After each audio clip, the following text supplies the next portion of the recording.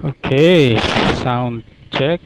So ngayon, ipakita ko sa inyo yung paano mag-install ng Movie Pocket. So dapat naka-install na yan dito sa laptop nyo kung paano i-install sa Pocket PC. Meron ako ditong kunwari lang na Pocket PC. Ayan. Ito yung interface na halos kaparehas dyan sa Pocket PC nyo. Pero dito may mga ibang informations na. Pero dito sa Start, Programs, makikita dito wala pa ditong Movie Pocket. So wala pa yung reader. Ayan. So ngayon install natin ang Movie Pocket sa iPack. Sige, minimize ko muna yan. So nang gagawin ay open yung Movie Pocket Reader.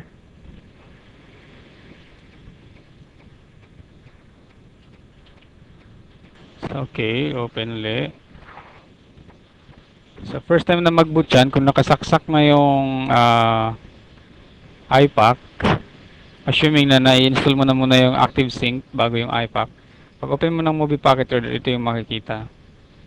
So, didetect niya kaagad yung kung ano yung device na nandoon. So, tulad dito, makikita dito Microsoft Device Emulator. Kasi emulator lang yung iPack ko dito, hindi talaga totoong device. So, Movie Player has detected new handheld was connected. Would you like to read your books on it? Sige, so next. Siyempre, gusto natin yan. Currently, not have books. Close mo lang. The reading list is empty. Dito na natin ayan, tapos yan pala, hintayin nyo mag ano to. Mag-i-install pa kasi to ng Movie Pocket para doon sa Pocket PC. So, i-download niya pa sa internet yung yung Movie Pocket Reader para sa Pocket PC na yan. So, habang nihintay nyo yan na nag-download, pwede na kayong mag-add ng books dito para pagkatapos ng installation, pwede nyo nang i-send diretso. So, para i-add dito yung book, punta tayo sa reading list. Oops, mali. So, minimize ko ito. Tapos, puntahan ko yung folder kung saan ko sinave yung mga books kanina na pinadala ko. Yeah. Huh? So, nandito yun sa drive ko. Sa drive D. Under ng Pocket PC. LDS Content, Movie Pocket. Oops, mali ito. Hindi ito. Ito yung mga iba lang. Yung sa mga Movie Pocket. LDS Content. Ito lahat yung laman ng pinadala ko sa inyong zip. Ito yung pinadala ko. So, tabi ko yan dito. Tapos, yung Movie Pocket, i-ulitin ko din. Tapos, select all, Control A. Tanggalin ko lang yung zip file. Tapos, i-drag ko ito dito. So, yan. Tapos, pwede ko na i-close ito, yung window na pinagkunan ko ng source. So, automatically, so, nandito na yung mga books na gusto kong basahin. Nandito na rin. Ayan. Actually, dito sa Windows version ng Movie Pocket, pwede ko nang basahin dito yon. Double click ko lang, magbubukas na yan. Ayan. Ayan. Tapos nandito na rin yung mga books na pwede kong basahin. Kunwari, gusto kong pumunta sa Book of Mormon.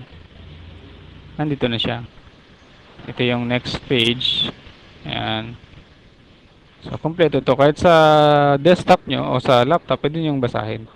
So, mapansin nyo dito, nagda-download pa rin yung Movie Pocket. Dina-download niya yung version na para sa Pocket PC. So, nasa 35% pa lang ako. So, pag natapos yan, 100%, i-install niya yan sa Pocket PC na nakakabit doon sa laptop nyo. So, habang hinihintay yan, turo ko lang sa inyo yung konti tungkol dito sa paggamit nitong Movie Pocket. So, ito yan. So, sa desktop or sa laptop, marami kayong pwedeng gawin. Pwede kayong mag-annotate o mag-create ng bookmarks. Pwede kayong mag-add ng note. Yung mga inspiration habang nababasa kayo, pwede kayong mag-add ng note. Parang magamit nyo yan. Pwede nyo rin i-look up, mag-copy, highlight, add, modify, add link. Ayan. Ito yung back. Dito sa kaliwa. Ito yung next page. Or sa keyboard, left and right na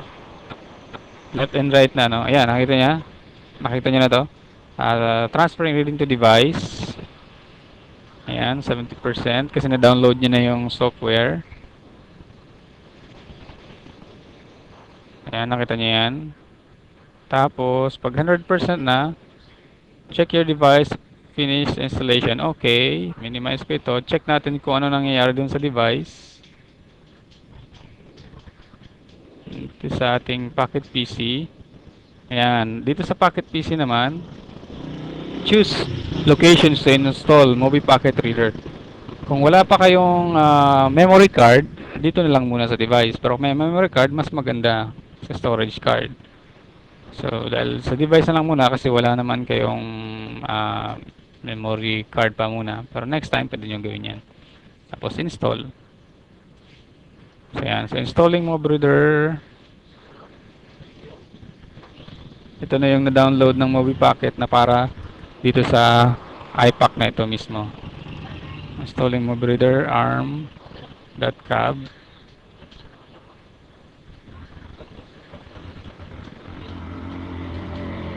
Ayan, okay. So, okay na. Na-install na yon.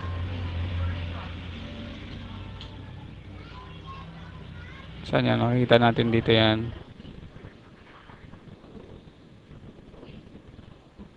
Check natin ulit sa start.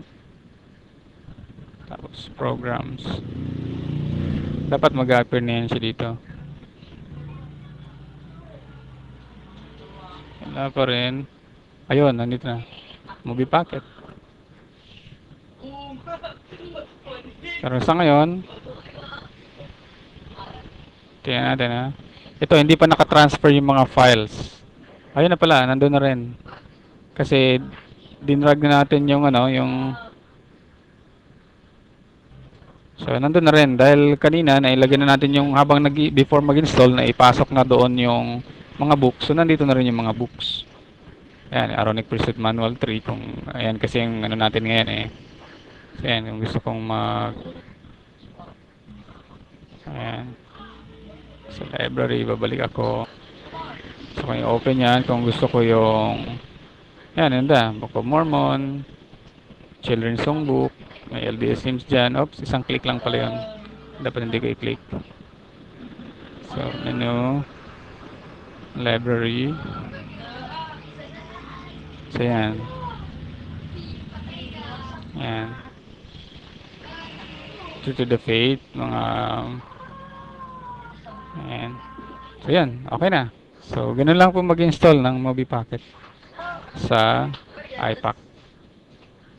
Let's close na. Okay na yan.